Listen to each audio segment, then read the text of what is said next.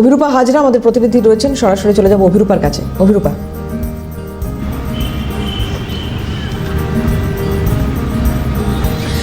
দেখো, এই মুহূর্তে যা পরিস্থিতি তাতে পশ্চিমবঙ্গে অবাধে প্রবেশ করছে উত্তরের হাওয়া, যার ফলে প্রচুর পরিমাণে তাপমাত্রা নিম্নমুখী হয়েছে এবং যার ফলে শীত অনুভূত হচ্ছে। এই শীত অনুভূত হবে আপাতত 4-5 দিন, এমনটাই আভাস দিচ্ছে আলিপুর আবহাওয়া দপ্তর। বলা হচ্ছে পশ্চিমী ঝঞ্ঝা রয়েছে উত্তর ভারতের ওপরের দিকে এবং যার জেরে কাশ্মীর অঞ্চলে এটা একটি ঘূর্ণাবর্তেরও সৃষ্টি হয়েছে।